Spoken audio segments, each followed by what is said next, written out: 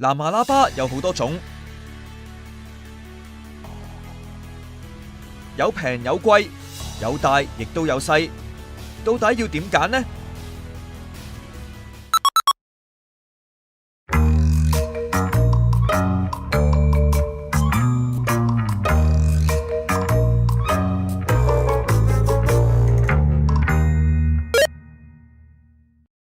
最細聲嗰個嘅，呢個係唔要嗰個嚟嘅。去貴10倍嘅，可能3000蚊啊，甚至係咪話真係去到5000蚊個公。今次我哋揾嚟4款便攜式喇叭，由音響專家同埋唔熟科技嘅記者盲測分別，以及同大家講解一下選購心得。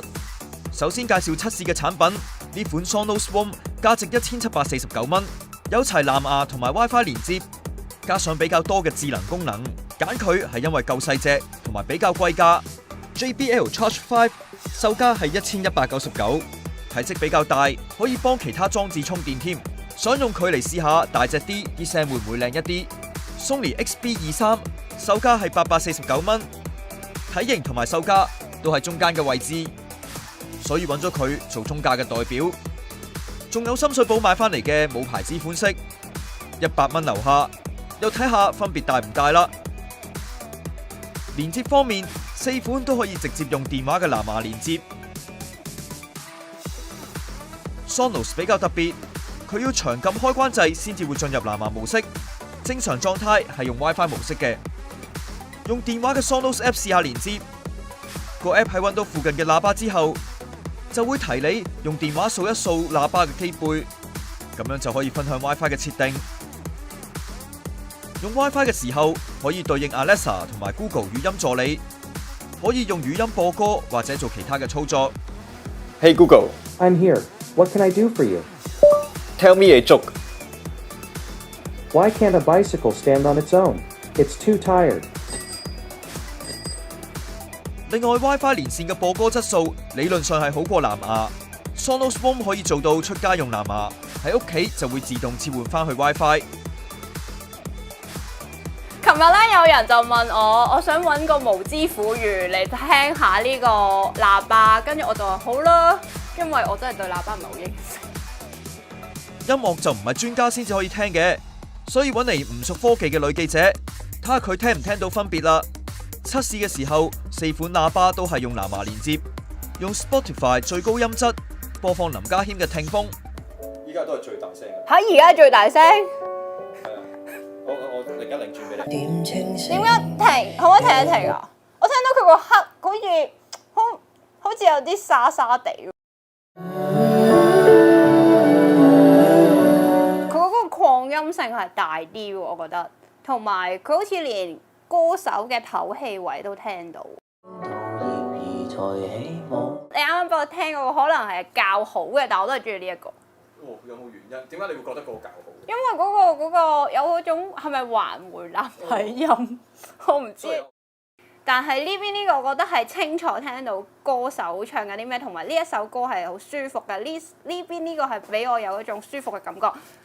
聽完之後，Cyber覺得 Sony 最好，啲聲聽落去最舒服。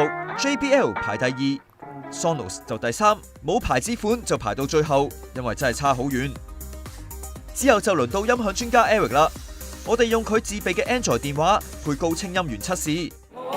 好啦，其實停得啦。呢隻我會覺得佢啲細節有啲散嘅，咁然後就人聲就都係有啲散，唔係啦，呢隻好啦，停咗佢啦。呢隻收音機嚟嘅，再講一次啦。唔係好夠聲啦，即係就算你而家開大咗聲都唔係好夠聲啦。然後就好空洞咯，又係即係佢唔單止係散啊，即係佢係空洞。呢隻就我會覺得，即係用我哋講翻就係個人聲厚得滯，即係厚咗少少，係啦，人聲厚咗少少啦。然後就個低頻都係唔係太夠亮感嘅。但係佢個營造出嚟嗰個立體感咧就幾好嘅，算係即係有啲層次嘅出嚟個聲係會。咁第4隻就比第3隻咧，啱啱講話第3隻個人聲厚咗啲啦，咁第4隻呢隻咧個人聲就最前啦，咁最近最突出啊，其實叫做都係比較亮麗嘅人聲嚟嘅。而且但係就因為我自己估佢係一隻比較細嘅喇叭啦，咁啊，所以個低頻相對地又係唔係好足夠嘅，但係都聽到有啲低頻就，因為低頻其實如果唔係好夠嘅話咧，就令到個聲好收音機咁樣，即係好薄切切嘅。咁但係而家呢隻就有一浸嘢墊一墊底嘅，就出嚟整體個平衡，我覺得係幾好嘅。咁如果4隻揀，我覺得呢隻係最好嘅。Eric 排 Sonos 做第一 ，Sony 第二 ，JBL 第三，一樣係冇牌子嗰款，一聽就聽得出最差。Sybil 同埋 Eric 都有各自嘅選擇，始終啲聲都要自己聽過先知道合唔合自己嘅口味。如果追求技術分析嘅話，亦都可以留意一啲音響技術規格，例如 Eric 覺得好聲嘅 Sonos Roam， 佢內置嘅收音咪會自動因應附近嘅環境調聲。而兩位測試員都覺得唔錯嘅 Sony XB23， 亦都對應咗 aptX 編碼技術。藍牙喇叭多咗一啲比較重視唔同 codec 嘅產品出現咗咯，因為Android 嘅出現，咁可能有啲廠商會支援翻Android 嘅 aptX， 咁會令到個聲會做得好啲咯。測試都可以算係睇到平價貨同埋中高價產品有明顯嘅分別。另一個比較多人關心嘅規格應該係電量。依家啲便攜喇叭其實都幾長氣㗎啦。規格上 ，Sonos Roam 播放時間有10個鐘 ，Sony XB23 亦都有12個鐘 ，JBL Charge 5更加係長氣之選，可以連續播放20個鐘。JBL 機身上面有電量顯示 ，Sony 喺機身上面撳掣都會有語音提示電量。但係 Sonos 就要開 App 先至睇到電量，呢點係有啲唔方便。選購藍牙喇叭嘅時候，亦都可以留意產品有唔同嘅特性，例如 JBL Charge 5音量比較大，亦都可以幫其他產品充電，拎去戶外使用可能唔錯。Sony 除咗表現平衡之外，佢嘅防水設計亦都係做得最好。JBL、Sony 同埋 Sonos 3款產品都有防水功能，但只有 Sony XB23 用到軟蓋設計，冚埋就可以遮住晒充電位，唔怕入水。Sonos Roam 最突出嘅就係 WiFi 功能，可以玩到語音助手，電腦同埋其他音響亦都可以透過 WiFi 連接。不過成本就真係比較貴，睇你點樣揀啦。最後又等 Eric 教大家一啲使用便攜喇叭嘅小貼士。因為其實低頻好低啦，個頻率，咁佢就係影響咗嗰個質地一齊同佢震啊。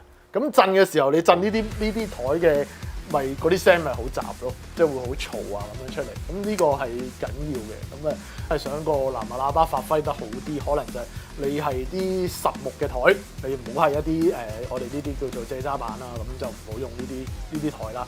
另外就係可能甚至係你電視櫃，咁你個電視櫃一般嚟講嗰啲電視櫃都會實淨啲咁，即係其實都係嗰個質地要你感覺上係實淨啲嘅嘢咧，咁出嚟個聲就會點樣都會好啲，因為低頻就好受呢啲質地影響嘅。